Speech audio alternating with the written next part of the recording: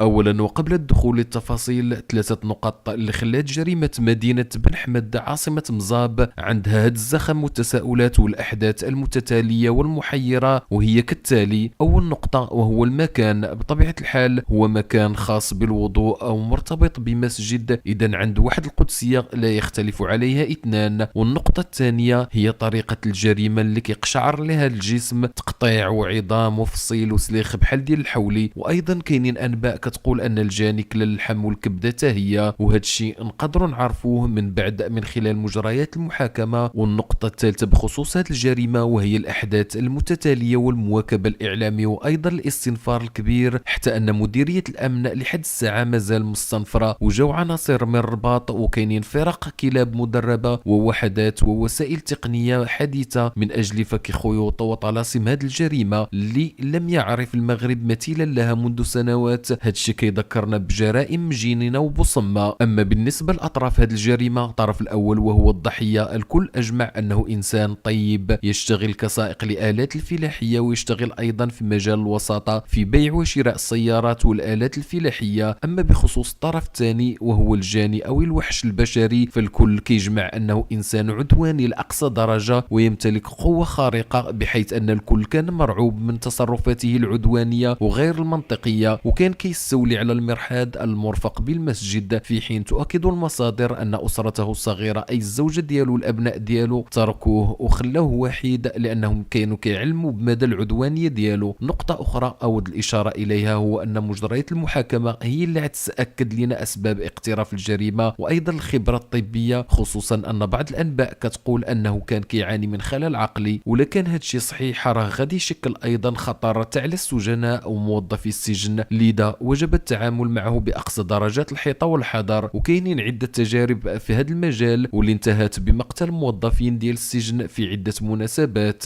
وفي الختام، هذه الجريمة تعد من أفظع الجرائم في المغرب في هذه الفترة، حيت شحال ما سمعنا بمثل هذه الجرائم والوحشية المقترفة والاستنفار الأمني ولا الإعلامي والمواكبة ديالو للواقعة. وهذا دائما كيدق ناقوس الخطر باش نردوا البال أكثر من مخاطر تقدر تكون حدانا، ويكون عندنا واحد الحس ديال المراقبة وسرعة البديهة لتجنب الوقوع في شرك بعض الوحوش اللي كيكونوا عايشين معنا. واللحم حيد ليه الجلده ديالو، يعني الجلد ديال الجسم ديال الانسان حيد الجلده ديالو، يعني حيد ليه على اللحم وحيد اللحم على العظم، يعني وشد الجثه وقطع الاشلاء صغيره، وقام بالرمي ديالها داخل المراحيض ديال المسجد الاعظم بمدينه بن حمد ضواحي اقليم سطات.